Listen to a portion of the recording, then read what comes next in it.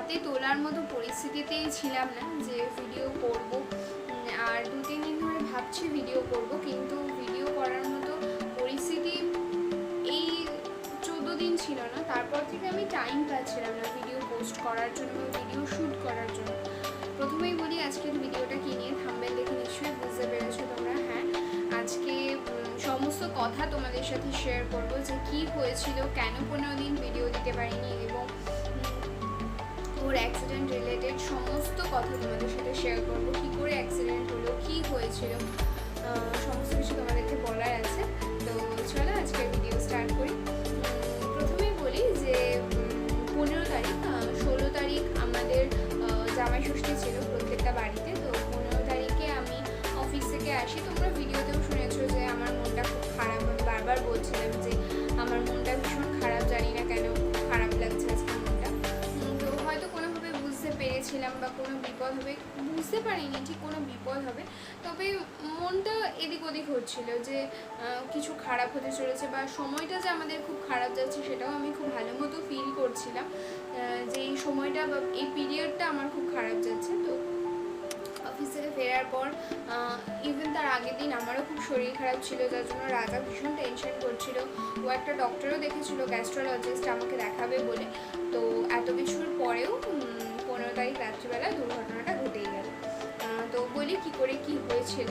আমি তখন video shoot করছিলাম, করতে করতে ওই ঘর থেকে শুনতে পাই যে বাবু বলছে যে কি করে অ্যাক্সিডেন্ট হলো, কি হলো। তারপর আমি গিয়ে হট করে আমি দৌড়ে যাই এখান থেকে, কারণ আমি রাজার নামটা শুনতে পাই। আমি শুনতে পাই যে বলছে বাবু যে রাজার অ্যাক্সিডেন্ট হয়েছে। শুনতে পাই যে বাবু বলছে যে রাজার অ্যাক্সিডেন্ট হয়েছে। আমি সঙ্গে সঙ্গে দৌড়ে ওই ঘরে যাই। গিয়ে আমি শুনি যে ও ফোন করে বলেছে যে ও জাগলির মোড়ে রয়েছে। আমাদের কল্যাণী এক্সপ্রেস হাইওয়ে যেটা, সেটা জাগুলিয়ার মোড়ের ওখানে ওরা রয়েছে, ওর অ্যাক্সিডেন্ট হয়েছে। তো এটা শোনার পর সঙ্গে সঙ্গে আমি ওকে ফোন করি, যেহেতু ও ফোনটা করে খবরটা করেছে, তখন আমি ওকে ফোন করি, বলি যে তোমার কী হয়েছে। তখন আমি কাঁদছি লিটারালি যে এটা শোনার পর। তো ও অপোজিট সাইড থেকে আমি শুনতে পাচ্ছি যে ও কাঁদছে আর বলছে যে কথা কাউকে পাঠাও, আমাকে নিয়ে যেতে বলো, আমার পাটা মনে হয় ভেঙে গেছে। মানে ওর ওই কষ্টে ওর গলাটা শুনে আমার আরও কান্না পাচ্ছে যে কতটা না ইনজুরি হয়েছে, কি হয়েছে, কিভাবে হলো। মানে ওই পজিশনে তো আমরা নেই, আমরা কিছুই বুঝতে পারছি না। সঙ্গে সঙ্গে বাবু, কাকা, পাশের বাড়িতে দুজন ছিল, তাদের পাশের বাড়িতে ওদের 4 চাকা আছে, সঙ্গে সঙ্গে ওরা 4 চাকা নিয়ে সবাই মিলে বেরিয়ে পড়ে, 4 জনে মিলে। আর আমরা এখান থেকে মানে একটা ধোঁয়াশার মধ্যে রয়েছি, কতটা ইনজুরি হয়েছে, কি হয়েছে, কিভাবে হলো, কিচ্ছু জানতে পারছি না। যতক্ষণ না ওরা পৌঁছাচ্ছে, ওদের সাথে দেখা হচ্ছে, ততক্ষণ আমরা কিচ্ছু জানতে পারছি না। তারপরে কিছু না হলেও 2 ঘন্টা পর আমরা খবর পাই যে ওরা জাগুলিয়ার মোড়ে রয়েছে। ওখানে জাগুলিয়ার মোড়ের ওখানে একটা স্বাস্থ্যকেন্দ্র ওদের নিয়ে যাওয়া হয়েছে। নিয়ে গিয়ে জাস্ট ওরা ফোনে বলে সেরকম কিছুই হয়নি, শুধু ওর পায়ে লেগেছে না। আর যে বাইকটা চালাচ্ছিল তার বেশি ইনজুরি হয়, তার কলার বোনটা ভেঙে গেছে, পায়ের পাতাটা ভেঙে গেছে, তার এই দুটো জায়গায় স্টিচ হয়েছে অনেকগুলো, তার দাঁত পড়ে গেছে। তো সে যেহেতু চালাচ্ছিল তার অনেক কিছু হয়েছে। আর আমাদের ফোনে ওখান থেকে খবর দেওয়া হয় যে ওর সেরকম কিছুই হয়নি, ওর শুধু পায়ে লেগেছে বা পাটা ভেঙে গেছে, জাস্ট এইটুকু বলা হয়, ওর পাটা পায়ে লেগেছে। তো আমরা বাড়িতে রেডি হয়ে বসে থাকি যে যাতে ওরা ফোন করলে আমরা সঙ্গে সঙ্গে আমাদের এখানে যে নার্সিংহোম সেখানে যাতে ওকে নিয়ে যেতে পারি। তো আমি আর মা রেডি হয়ে থাকি। আমি ফোন করে কাঁদতে কাঁদতে মাকে ফোন করি, যে বাবাকে ফোন করি যে বাবা রাজার অ্যাক্সিডেন্ট হয়েছে। মানে তখনও কীভাবে হয়েছে, কী হয়েছে, এসব কিচ্ছু জানি না। সঙ্গে সঙ্গে বাবারও বলেছিলাম, পায়ে শীত টান ধরেছিল, বাবা তো আসার মতো পরিস্থিতিতেই ছিল না, নয়তো বাবাই চলে আসতো। তো মাকে পাঠায়, মা চলে আসে সঙ্গে সঙ্গে। আর বাড়িতে তো প্রচণ্ড কান্নাকাটি চলছে। তো ওই সময় সোনামাকে আমার মা ওই সময়টা সোনামাকে একদম সামলেছে আমি বলতে পারবো, কারণ আমি ওকে দুধ খাওয়ানো তো দূরের কথা, সেই পরিস্থিতিতেই ছিলাম না। তারপরে ওখান থেকে ওরা জওহরলালে নিয়ে যায়, নিয়ে গিয়ে আমরা বাড়িবার ওখানে ফোন করতে থাকি যে ওর কী হয়েছে, ডক্টর কী বললো। তো ওখান থেকে লাস্ট আমাদের ফোন করা হয় যে ওর পাটা, ইভেন আমার মনের মধ্যে হচ্ছিলো যে বারবার আমি ফোন করে জিজ্ঞেস করছিলাম ওর পায়ের কোন জায়গাটা ভেঙে গেছে, কতটা ইনজুরি। মানে আমার মনে হচ্ছিলো যে এত অ্যাক্সিডেন্ট নিশ্চয়ই খুব ভালোভাবেই হয়েছে যখন এক্সপ্রেস হাইওয়েতে হয়েছে।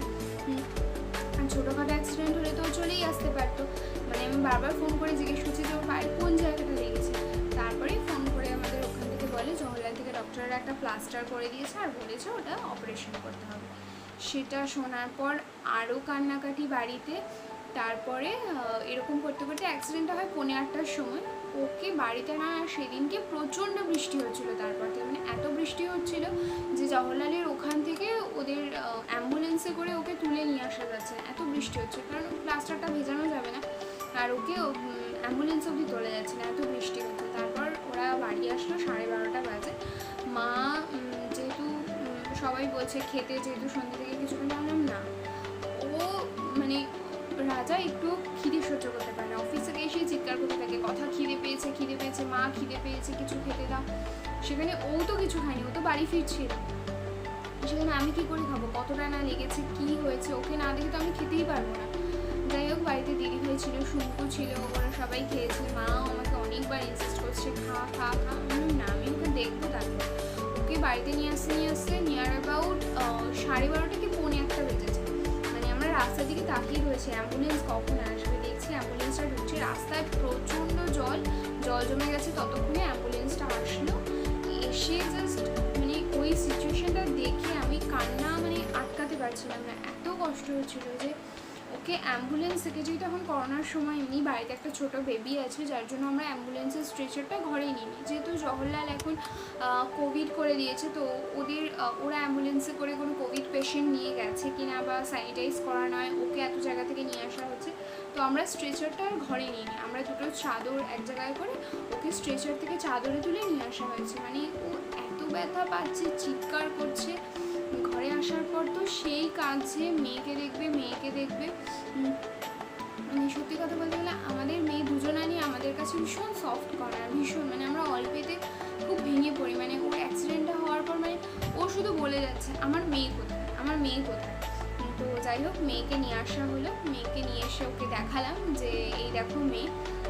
তারপরে মানে ও যে কষ্ট পাচ্ছে, মানে মা বলছে তোকে আমরা সারিয়ে তুলবো বাবা, কিচ্ছু হবে না।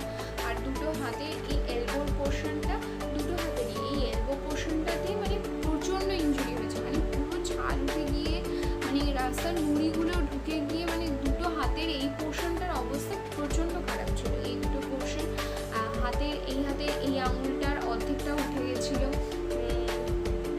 কপালের এখানটা হালকা ছড়ে গেছিলো, পিঠ ঘাড়ের এইখানটা হালকা ছড়ে গেছিলো, মানে সারা গায়ে ছোটোখাটো ইনজুরি ছিল। আর সব থেকে বেশি ব্যথা যেটাতে পেয়েছে সেটা পায়ের ঠিক আমাদের মালাই চাকির উপরের পোর্শনটা, নিচের পোর্শনটা নয়, মালাই চাকির ঠিক উপরের পোর্শনটার হাড়টা জাস্ট এরকম হয়ে ভেঙে গেছে, হাড়টা ভেঙে গিয়ে 6টা টুকরো হয়ে গেছে, 6টা না 7টা টুকরো হয়ে গেছে। আমরা তখন বুঝতে পারিনি, জাস্ট ওটা আমাদের এক্সরে করে দিয়ে দিয়েছে। আমি তো মানে যারা গেছিলো, বিশেষ করে কাকা এইসব জিনিস নিয়ে খুব ঘাটে, কাকা জানে এগুলো। আমি বারবার কাকা দিকে তাকে জিজ্ঞেস হচ্ছে কাকা অপারেশন কি করতেই হবে, কাকা বলছে এটা অপারেশন করতেই হবে। মানে লিটারেলি সারা রাত আমরা কেউ ঘুমাইনি, ও এত ব্যথা পেয়েছে সারা রাত আমাকে জড়িয়ে, মানে ওর যতটা ব্যথা লাগছে ততটা ফোর্সেও আমায় চেপে ধরছে। মানে আমি বুঝতে পারছি ওর কতটা ফোর্সে ব্যথা লাগছে। ওর মাথায় হাত বুলিয়ে দিচ্ছি, ওষুধ খেয়েছে, মানে ওষুধে ব্যথা মানছে না। মানে তখনও যে জায়গাটা ভেঙেছে সেই জায়গাটা ব্যথা করছে না, ব্যথা করছে প্লাস্টার করে দিয়েছে, ওর গোড়ালির সাথে এ করে প্লাস্টারটা করে দিয়েছে, গোড়ালির ওইখানটাকে এমন প্রেশার দিয়ে প্লাস্টার করেছে যে গোড়ালিটা এত যন্ত্রণা করেছে সারা রাত ঘুমায়নি। পরের দিন সকালে সবাই দেখতে চলে এসছে। পরের দিন আমরা কিছুই করতে পারিনি, লিটারেলি ও পরের দিন বাড়িতে ছিল। আমাদের ফার্স্টে কথা হয়েছিল যে ডক্টর অর্ণব সামন্তকে দেখানোর, কিন্তু উনি মাতৃসদনে দেখা। আমাদের মনে হয়েছে আমরা ঠিকঠাক জানি না, কিন্তু আমাদের মনে হয়েছে যে মাতৃসদনের ইনফ্রাস্ট্রাকচার বা মেশিন অত ভালো হবে না বা যন্ত্রপাতি, সেই জন্য আমরা পরের দিনটা সারাদিনও বাড়িতে ছিল। পরের দিনটা আরও ভয়ানক ঘটনা ঘটেছে। মানে আমি এই দিনগুলো জীবনের আর কোনোদিনও মনে করতে চাই না, বিশেষ করে 16 তারিখের সকাল তো কোনোদিনও মনে করতে চাই না। মানে সকালে ওকে তোলা হয়েছে, মানে ও তো ঘুমায়নি সারা রাতি, তো সকালবেলা ওকে ডাকা হচ্ছে, চোখ মুখ উল্টে সেন্সলেস হয়ে গিয়ে মানে ওর গালে জল দেওয়া হচ্ছে, আমি ডাকছি এরকমভাবে রাজা ওঠো, কী হয়েছে তোমার, কথা বলছো না কেন বলো। মানে ওর গালে আমি জলটা দিয়েছি, জলটা ওর কোলে পড়ে গেছে। মানে আমি এত কেঁদেছি ওটা দেখার পর যে কেন ওর এরকম হচ্ছে। সঙ্গে সঙ্গে পাড়ায় একজন ডক্টর ছিল, তাকে ডাকা হয়েছে, সে প্রেশার মেপেছে, তখন ওর লো প্রেশার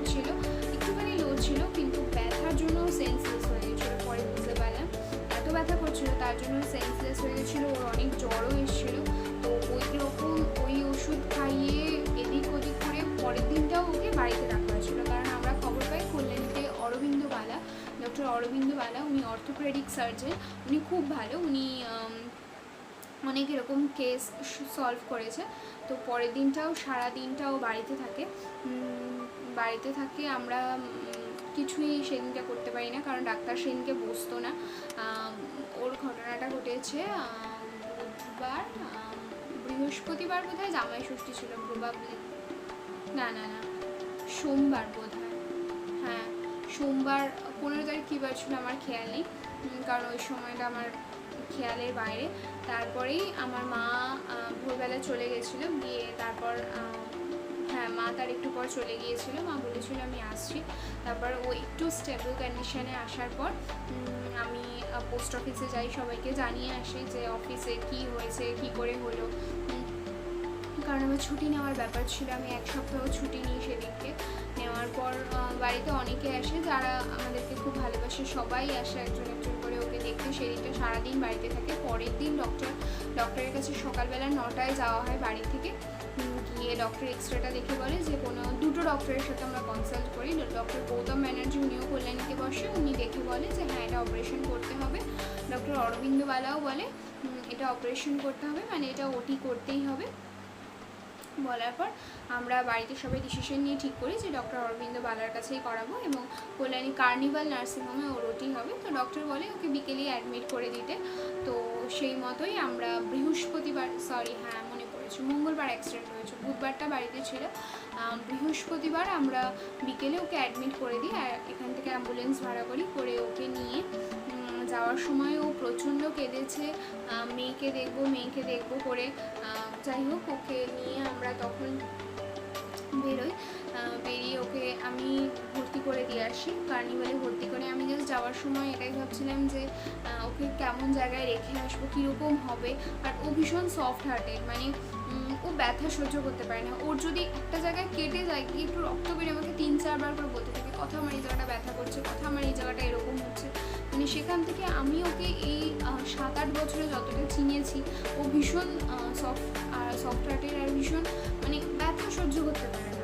মানে ব্যথা হলে মানে অত যে ব্যথা হয়েছে যে ও মঙ্গলবার রাতটা যে কী করে সারভাইভ করেছে একমাত্র আমি আর মা জানি।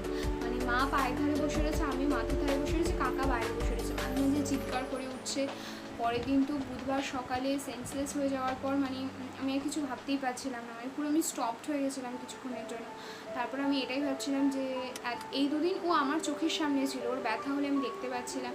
বৃহস্পতিবার রাতটা আমাকে ওকে একা রেখে আসতে হবে, মানে আমি বারবার ভাবছিলাম ওখানে গিয়ে কীরকম ইনফ্রাস্ট্রাকচার হবে, কীরকম হবে। এখানে তো আমরা তুলে বসাচ্ছিলাম বালিশের ঠেকনো দিয়ে, ওখানে কীরকম কী হবে। তো ওখানে গিয়ে দেখলাম নট আউট মোটামুটি ভালো, খুব ভালো বলবো না, মোটামুটি ভালো।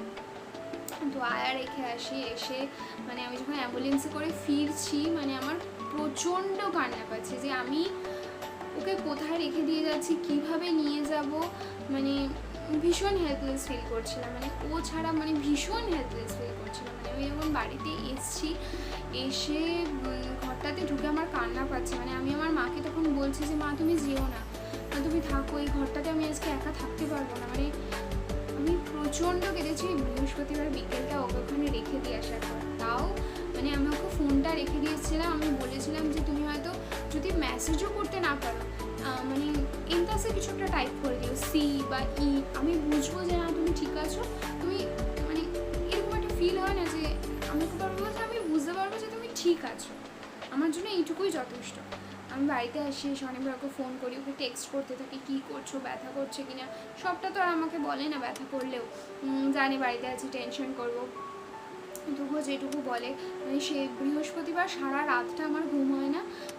শুক্রবার দিন ওর ওটি হবে সকালে, ইভেন শুক্রবার মায়ের জন্মদিন ছিল, তো সেটা ভুলেই গেছি, মাথা থেকেই বেরিয়ে গেছিলো। কারণ এইসবের মধ্যে ওইটা আর কিছুই মনে হয়নি, মানে মনে হচ্ছে ওর অপারেশনটা যেন ভীষণ ভালো হয়, খুব ভালোভাবে সাকসেসফুলি যেন হয়। কারণ এটা সারা জীবনের প্রশ্ন, এমন একটা জায়গায় ভেঙেছে। আর পা হচ্ছে আমাদের জীবনে, আমাদের সারা দেহের ভরটা পায়ের ওপর পড়ে, পাটা যেন ঠিকঠাকভাবে অপারেশন হয়। তারপর আমরা সকাল সকাল এখান থেকে চলে যাই, গিয়ে বসে থাকি, ডক্টরের সাথে কথা বলি। ডক্টর আশ্বাস দেয় যে খুব ভালো অপারেশন হবে, কোনো প্রবলেম হবে না। তারপর ডক্টর আসে, ওর ওটি শুরু হয় 12:15 থেকে। মানে ওটিতে যাওয়ার আগে ওর সাথে আমি দেখা করে আসি সকালে। তারপর ও বলে ফোনটা নিয়ে যাওয়ার জন্য। আমি ওকে দেখি যে ওকে ড্রেস পরিয়ে দিয়েছে। ওটিতে নিয়ে যাওয়ার আগে যখন গেছি মানে আমাকে বলেছি কোনো চিন্তা করবে না, সব ঠিকঠাক হয়ে যাবে। কিন্তু আমার তো ভিতরে তো টেনশন হচ্ছে যে না, ও ভীষণ টেনশন করে, সারা রাত টেনশনে ঘুমায়নি। মানে যদি ব্যথা হয়, মানে ও তো ব্যথা সহ্য করতে পারে না। মানে এত উলফাল চিন্তা মাথায় আসছিল যে কি বলবো। আমি বাড়ি থেকে কিছু খেয়ে যাইনি, যেদিনকে ওর ওটি হবে, যে না আমি আগে ওর ওটি হবে খুব ভালোভাবে, ডক্টর বলবে অপারেশন খুব ভালো হয়েছে, তারপর আমি খাবো। ওকেই দেখে 12:15 সময় থেকে ওটি শুরু হয়েছে, 1 ঘন্টা হয়ে গেছে। 1:15 হচ্ছে, 1 ঘন্টারও বেশি লাগে। তারপরে দেখছি যে ডক্টরের একটা মানে ডক্টরের অ্যাসিস্ট্যান্ট নিচ থেকে বলছে বালাসারের পেশেন্টের ড্রিল নিয়ে আয়। পাশের একটা নার্সিংহোম থেকে ড্রিলটা আনতে গেছে। তখন আমি বলছি উনি ভালো আছে তো? বলছে, উনি আমাকে দেখে বলছে এইসব কোনো ব্যাপার নেই, কিন্তু ফ্র্যাকচার কেস, কিচ্ছু হয় না এগুলোতে। মানে উনি আমাকে কুললি এভাবে বলে চলে গেছে। কিন্তু আমার ভিতর কী হচ্ছে সেটা তো একমাত্র আমি জানি না। তারপরে ও হচ্ছে মানে কীভাবে সময়টা কাটিয়েছে একমাত্র আমি জানি। মানে কার্নিভালের ফার্মেসির সামনে একটা চেয়ার আছে, ওখানে আমি চুপচাপ বসে আছি। আমার বাবা গেছে, ওদিকে বড় মামা এসছে, মেশো এসছে, জামাইবাবু এসছে, সবাই অনেকে এসছে। কিন্তু মানে আমি চুপচাপ ওখানে বসে আছি যে ভগবানকে ডাকছি, সবসময় ভগবানের নামে আছে যেন রুটিটা ভালোভাবে হয়। তো যখন 2টো বাজে তখন আমাদেরকে বলা হয় যে ওরা অ্যানাউন্স করে ওখানে রাজা দেবনাথের বাড়ি এলো। আমি দৌড়ে গেছি ওকে দেখবো বলে। ওকে দেখে আমার আরও কান্না পেয়েছে। মানে ও অ্যানাস্থেশিয়াটা করার পর মানে ও শিভার করছে, মানে ও এত কাঁপছে যে ও যে বেডটাতে শোয়ানো রয়েছে মানে স্ট্রেচারটাতে, ওই স্ট্রেচারটা অবধি ঠকঠক করে কাঁপছে। আর মানে ওর 2 চোখ দিয়ে জল পড়ছে। আর ও বলছে মেয়ে কোথায়, মেয়ে কোথায়। মানে আমি ওই সিচুয়েশনটা জীবনে মনে করতে চাই না। তো দেখলাম পাটা আগে প্লাস্টার ছিল, প্লাস্টারটা কেটে জাস্ট ব্যান্ডেজ করা, সাইড দিয়ে বদরক্ত বেরোবার জন্য একটা নালি করা রয়েছে, যেটার মধ্যে এরকম একটা গোল ক্যাসেট রাখার যে এগুলো হয় ওরকম পেপারটা লাগানো হচ্ছে, যার মধ্যে বদরক্তটা পড়বে। তো ওটা দেখে আমি যখন উপরে ওকে বেডে দিয়েছে, আমি গেছি, গিয়ে বারবার ও আমাকে বলছে যে মেয়েকে দেখো, মেয়েকে দেখো। মানে ও এমনভাবে বলছে, আমি আর পারলাম না। আমি বাড়িতে ভিডিও কল করে মেয়েকে এক ঝলক দেখিয়েছি। মানে তারপর আমি দেখছিলাম যে আমি সামনে থাকলেই ও আরও বেশি উত্তেজিত হয়ে যাচ্ছে। সবে ওটি হয়েছে, মানে ও এত শিভার করছে। আমি আর কিছু না বলে, আমার এত কষ্ট হচ্ছে, আমি নেমে চলে এসেছি। মানে আমি ভেবেছিলাম যে ওকে দেখবো, ভালো আছে, তারপর আমি কিছু খাবো। মানে আমার তখন খিদে পেয়েছে অলরেডি। মানে ওকে ওরকম দেখার পর আমার আরও কষ্ট হচ্ছে। তারপরে আমি বললাম না, এখন যাবো না। আর ওখানে ভিজিটিং টাইম ছিল 10টা থেকে 11টা, আর বিকেলবেলা 4টে থেকে 6টা। তো আমরা বললাম না, বিকেলে একেবারে 4টে থেকে ওকে দেখবো, দেখে তারপর বাড়ি যাবো আমি। তারপর 4টে বাজে, উপরে যাই, গিয়ে দেখি ওর কাঁপাটা কমে গেছে, আস্তে আস্তে কথা বলছে, ব্যথা করছে না তখনও। তারপর লাস্ট আমি যখন ওর সাথে দেখা করতে যাই তখন বলে যে হ্যাঁ ব্যথা করছে।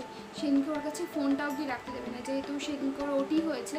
তো মানে আমার লিটারেলি তখন ওকে যখন ছেড়ে আসছে আমার কান্না পাচ্ছে যে মানে ওর তো সারা রাত যন্ত্রণা হবে, ও কিভাবে থাকবে। মানে আমার মাথায় এইসব চিন্তা হতে থাকছে। তারপর বাড়ি আসি, কোনোভাবে রাতটা কাটে, সারা রাত আমার ঘুম হয়নি। আমি রাতে একবার ওখানকার ফোন করি, ওখানে যে নাম্বারটা দেওয়া ছিল কার্নিভালের, কেমন আছে, তো ওরা বলে ভালো আছে। আবার সকালে ফোন করি, ওরা বলে যে হ্যাঁ ভালো আছে, চা খাচ্ছে। আমি এটা ঠিক করেছি পরের দিন সকালে আমি যাবো ভিজিটিংয়ে, আমি গিয়ে দেখবো যে ও কেমন আছে। পরের দিন সকালে আমি চলে যাই এখান থেকে জামাইবাবুর সাথে, গিয়ে আমাকে জাস্ট ওকে জিজ্ঞেস করি কেমন আছে। আমি গিয়ে দেখি হালকা পেটটা ওঠানো, ও বসে রয়েছে, বলছে যে ভালো আছি। অ্যানাস্থেশিয়া পড়ছিল যেহেতু ঘুমিয়েছে, কিন্তু ব্যথাও করেছে। ওকে একটু ফ্রেশ মনে হলো। আমি বললাম গাটাগুলো মুছিয়ে দিতে বলবে। তারপর পরের দিনকে, হ্যাঁ এই দিনকে যাই সকালবেলা, আমি আর বিকেলে যাইনি। ফোনে ওর সাথে কথা বলি, সেদিকে গিয়ে মোবাইলটা দিয়ে আসি, ওর সাথে সমস্ত রকম ইন্টারাকশন করতে থাকি। তারপরের দিনকে ওর গাটা গরম হয়। আমার আবার ভয় হয়ে যায় যে ওর গাটা কেন গরম। শুক্রবার ওটি হয়, শনি রবি ওকে সোমবার ছেড়ে দেয়। শুক্রবার ওটির পর শনিবার আমি সকালে যাই, রবিবার বিকেলে যাই। আর রবিবার রবিবার বিকেলে মায়ের সাথে গেছিলাম। যাওয়ার পর ওর গাটা গরম দেখে আমার আবার চিন্তা হচ্ছিলো। আমরা বাকি দুদিন ট্রেনে করে গেছিলাম। তারপরে রবিবারটা যাওয়ার পর সোমবার দিনকে ওকে আনার ব্যাপার ছিল। তো ও বারবার ফোনে বলছে কথা, আমাকে বাড়ি নিয়ে যাও, তাড়াতাড়ি বাড়ি নিয়ে যাও। তো আমি বললাম হ্যাঁ, তোমাকে বাড়ি আনার জন্যই তাড়াতাড়ি যাচ্ছি। তারপর এখান থেকে আমি বেরিয়ে যাই, গিয়ে সমস্ত রকম পেপার্স কমপ্লিট হয়। হওয়ার পর ওকে ছেড়ে দেয়, ওকে আবার একটা এক্সরে হয়, কেমনভাবে প্লেটটা বসিয়েছে সেটা দেখায়। তো ডক্টরের সাথে কথা হয়। ডক্টর বলে এতদিন পর, ডক্টর বলে 15 দিন পর স্টিচটা, 10 দিন পর ডক্টর দেখাতে যেতে, স্টিচটা কেটে দিতে 2 সপ্তাহ পর। আমি জিজ্ঞেস করি ড্রেসিংয়ের কোনো দরকার আছে কিনা, বলে না ড্রেসিংয়ের কোনো দরকার নেই। তো আমি জিজ্ঞেস করি কবে থেকে হাঁটতে পারবে, ডাক্তারবাবু বলে অনেক দেরির কথা, হাঁটতে পারা 1 মাস এখন টোটাল বেড রেস্ট। তারপর ওকে বাড়ি নিয়ে এসে সোমবার ওকে বাড়ি নিয়ে আসার পর সিচুয়েশন আরও খারাপ হয়, কিছু পার্সোনাল প্রবলেম হয়। তো তবে অনেক কিছু বুঝতে পেরেছি। ওর অ্যাক্সিডেন্টটা মানে আমাকে অনেক কিছু বুঝতে সাহায্য করেছে বলতে পারো। আর আমি ভীষণ উইক, মানে এইবারে মা ভীষণ স্ট্রং, ভীষণ, মানে আমি মনে করি ভীষণ স্ট্রং। মানে আমি তো প্রচণ্ড ভেঙে গেছি, মানে সেই সময়টা হয়তো আমার সবথেকে বেশি স্ট্রং থাকা উচিত ছিল যে ওকে সাহস দেওয়ার জন্য, কিন্তু আমি কোনোভাবেই পারিনি। মানে আমি 3-4টে জায়গায় ভীষণ উইক। এক হচ্ছে আমার বাবার কিছু হলে আমি পুরো ভেঙে গুড়িয়ে যাই, হয়তো মানে রাজার ব্যাপারটা তো আমি দেখলাম ভীষণ উইক আমি, মানে ও মানে এত ফার্স্ট্রেটেড হয়ে, মানে ও তো ভীষণ ফার্স্ট্রেটেড হয়ে যাচ্ছে। একটা ছেলে কতদিন বেডে থাকতে পারে, 1 মাস তাকে একভাবে বেডে রাখা, তো এই 2 সপ্তাহ তো ও ভীষণ ফার্স্ট্রেটেড ছিল। ওর পা অবশ হয়ে যাচ্ছে, তারপরে ওর কনস্টিপেশনের প্রবলেম হচ্ছিল। মানে আমি মনে করি একটা ছেলের কাছে এই ফিলিংসগুলো হয়তো আমি খুব ভালো বুঝতে পারবো যে একটা ছেলের কাছে এই ফিলিংসগুলো কীরকম, যে হাঁটতে পারছি না, বিছানাতেই সব কিছু। তো এটা একজন যে খুব সচল এই বিষয়গুলোতে, তার একটু তো খারাপ লাগবেই। তো আমি ওকে সবসময় বাড়ি আনার পর আমার মধ্যে অনেকটা সাহস এসেছে। আমি ওকে সবসময় বলেছি, যেহেতু ওর চোখের সামনে রয়েছে আমি বলেছি যে না, তুমি তাড়াতাড়ি সুস্থ হয়ে যাবে, আমি তো আছি, মা আছে, সবাই আছে, তুমি যাকে যখন, মানে ও এতটাই নির্ভরশীল এখন আমাদের ওপর। ওর যদি একটা হাতও চুলকায়, ওই 2 সপ্তাহ আমাদের করে দিতে হচ্ছে। 2 সপ্তাহ পর এই বৃহস্পতিবার, আজকে হচ্ছে মঙ্গলবার, না আজকে কী বার, আজকে শনিবার, সরি, এই বৃহস্পতিবার ও ডক্টর দেখাতে গেছিলো। তো ডক্টর স্টিচ কেটে দিয়েছে, দেওয়ার পর বলেছে যে এক্সরে করতে হয়নি, বলেছে 1 মাস পর গিয়ে আবার একবার এক্সরে করে দেখবে। ও স্নান করেনি এতদিন, তার জন্য খুব ইরিটেট হচ্ছিলো, স্নান করাতে বলেছে। এই 2 দিন আমি ওকে স্নান করাচ্ছি, ধরে বাথরুমে নিয়ে গিয়ে বসে ওকে স্নান করাই। যেহেতু এখন কাজের প্রেশারটা এতটা পড়ে গেছে, যার জন্য আমি ব্লগ করতে একদমই পারছি না। কারণ সকালে উঠে যেহেতু সারা রাত ঠিক করে ঘুম হয় না, এই 2 সপ্তাহ তো আমি আর মেয়েও ওর কাছে ঘুমাইনি, মা ঘুমিয়েছে, কিন্তু স্টিচটা কেটে দেওয়া হয়েছে বলে এখন আমি আর মেয়ে ওর কাছে শুচ্ছি। যেহেতু একটু সোনামা প্রচণ্ড জ্বালায়। তারপরে হচ্ছে এখন ওরও মানে কি বলবো, ওরও পায়ে ব্যথা করে, মাঝে পা অবশ হয়ে যায়, এটা হয় ওটা হয়, মানে রাতে আমাকে প্রায় 4 থেকে 5 বার উঠতেই হয়। তো আমার সকালে উঠতেও একটু দেরি হয়, 7:30 মতো বাজে উঠি। ওঠার পর জামা কাপড় থাকে সোনামায়ের, সেগুলো ধুতে হয়। ধোয়ার পর ওকে মুখ ধোয়ানো থেকে শুরু করে মুখ ধুইয়ে দেওয়া, ওষুধ দেওয়া, চা দেওয়া, তারপরে জামা কাপড় ওকে স্নান করিয়ে দেওয়া। আমি ওকে স্নান টান করিয়ে দিয়ে বেরোই। আমার মা আসে এখন রোজ, যেহেতু মায়ের পক্ষে সম্ভব নয় রাজাকে দেখা, আমার মেয়েকে দুজনকেই দেখা, ওই জন্য আমার মা আসে সোনামাকে দেখার জন্য। তো এইভাবেই এখন চলছে, এখনও 1 মাস 15 দিন কেটে গেছে এইভাবে। তো আশা রাখছি আরও এই 1 মাসও কেটে যাবে, তারপর আস্তে আস্তে দাঁড়াতে পারবে, হাঁটতে পারবে। এখন এপাশ ওপাশ ঘুরে শুতে পারে। এখন একটু ওকে বেটার দেখে আমারও খুব ভালো লাগে যে, আর তোমাদের এত সাপোর্ট দেখে আমার আরও ভিডিও করার ইন্টেনশনটা আরও বেড়ে যায়, যে আমি এত সাপোর্ট পাচ্ছি তোমাদের থেকে। তোমরা এরকম সাপোর্ট করে থাকলে আমি আরও তাড়াতাড়ি হয়তো ভ্লগিংয়ের জগতে আবার ফিরে আসতে পারবো। এখন সম্ভব হচ্ছে না এই কারণের জন্যই, কারণ অফিস যাওয়া থাকে, অফিস থেকে এসে হয়তো বিকেলে টাইমটা ব্লগ করতে পারি। চেষ্টা করবো খুব শীঘ্রই ব্লগ করার আবার। কিন্তু মানে এই যে সময়টা পেরিয়েছি, সত্যি আমি এই সময়টাতে, মানে জীবনে যদি আমাকে কেউ জিজ্ঞাসা করে যে তুমি কোন সময়টাতে জীবনেও ফিরে যেতে চাও, মানে আমি সব জায়গায় আবার ফিরে যেতে চাই। হয়তো যদি জীবনটা রিওয়াইন্ড হয়, আমি এই সময়টাকে বাদ দিয়ে দিতে চাই আমার জীবন থেকে। কারণ এই 15 তারিখ মানে এই 15 তারিখ থেকে 20 তারিখ সময়টা যেন আমার জীবনে আর না আসে।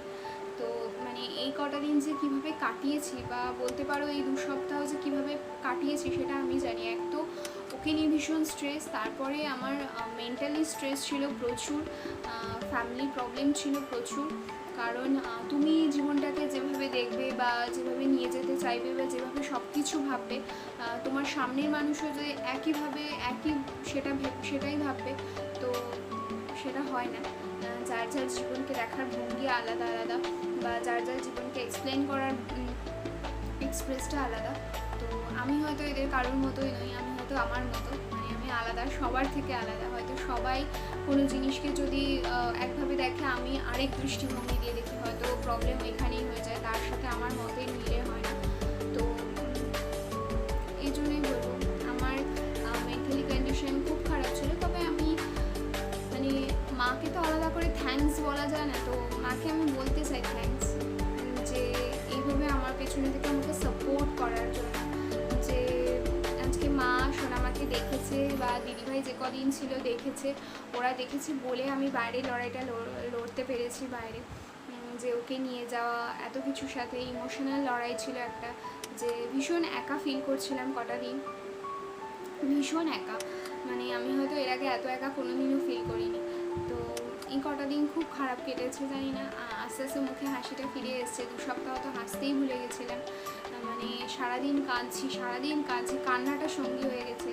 তো আমরা ভেবেছিলাম যে আমি রাজা খুব খুশি ছিলাম যে ও নতুন কোম্পানিতে জয়েন করেছে, আমরাও এগোচ্ছি, আর সোনামের অন্নপ্রাশন এগিয়েছে, এগুলো ভেবে মানে আমরা প্রচুর প্লটিং করছিলাম। তো জানি না কী থেকে কী হয়ে গেল, হয়তো জীবনে খারাপ সময় আসে পরে একটা ভালো সময়ের জন্য। তো ভালো সময়টা কবে আসবে জানি না, তবে এই খারাপ সময়টা থেকে কিছুটা যে বেরোতে পেরেছি এটাই ভালো লাগে। আর এই দিনটার অপেক্ষায় থাকবো কবে নিজে পায়ে হেঁটে দাঁড়াবে আর হাঁটবে। একটা ছেলেরও তো সবসময় যে রোজ বাইরে যাচ্ছে 24/7 মধ্যে অর্ধেকটা টাইম বাইরে থাকছে, তারও তো ভালো লাগে না যে বাড়িতে অল টাইম থাকতে। তো কী বলবো, এটাই তোমাদের সাথে শেয়ার করার ছিল। আমি খুব ফার্স্ট্রেটেড ছিলাম এই কটা দিন, রাজাও খুব ফার্স্ট্রেটেড ছিল। তো আস্তে আস্তে নিজের দৈনন্দিন জীবনে দৈনন্দিন লাইফে ফিরে আসার চেষ্টা করছি। আমি ফিরে এসে গেছি, কিন্তু ভ্লগ করাটার কথা খুব শিগগিরই শুরু করব, আবার ব্লগ, নতুন নতুন ভিডিও নিয়ে তোমাদের সাথে আবার দেখা হবে। কিন্তু তার আগে তোমাদেরকে আমি প্লেট দুটো দেখাবো, এক্সট্রা প্লেট দুটো, যে ওর ওটি হওয়ার পরে প্লেটটা কীভাবে বসেছে আর ওর ভেঙেছিল কীভাবে। তো ওটা তোমাদের সাথে দেখাবো, তোমাদের সাথে শেয়ার করব। তো এই যে ওর ভেঙেছিল ঠিক এই জায়গাটাতে, দেখতে পাচ্ছ নিশ্চয়ই। এটারই বড় প্লেট হচ্ছে এইটা, এই যে এখানে কিন্তু তোমরা বুঝতে পারবে, এই যে ঠিক এই জায়গাটাতে ভেঙে গেছে। ডক্টর দেখে বলেছিল এটা খুব ক্রিটিক্যাল কেস। এই জায়গাটা ভেঙে, এই জায়গাটা ভেঙে 7টা টুকরো হয়ে গেছে, পুরো হাড়টা জাস্ট জয়েন্ট থেকে এরকম হয়ে গেছে। ওটাকে এই জায়গাটাকে ভালো করে সেট করে এরকমভাবে স্ক্রু লাগিয়ে দিয়েছে। প্লেটটা বসিয়ে স্ক্রু লাগিয়ে দিয়েছে। তো এটা হচ্ছে পরের এক্সট্রা প্লেটটা। দেখা যাক কবে ও সুস্থ হয়। এখন সুস্থ বলতে পারি হয়ে গেছে, ও এদিক ওদিক ঘুরে শুতে পারছে মোটামুটি অল্প স্বল্প করতে, কিন্তু যতদিন না দাঁড়াতে পারছে ততদিন মন মানছে না। আর এটাই বলবো। তো আজকের ভিডিও শেষ করি, আজকের ভিডিও এই পর্যন্তই। যদি আমার ভিডিও ভালো লাগে তাহলে অবশ্যই লাইক শেয়ার কমেন্ট করতে ভুলো না, and subscribe to my channel and press the bell button, always notification সবার আগে পাওয়ার জন্য। তোমাদের সাপোর্টের জন্যই আমি নতুন নতুন ভিডিও নিয়ে আসতে পারছি। তো এইভাবেই সাথে থেকো, আমাকে সাপোর্ট করো। বাই।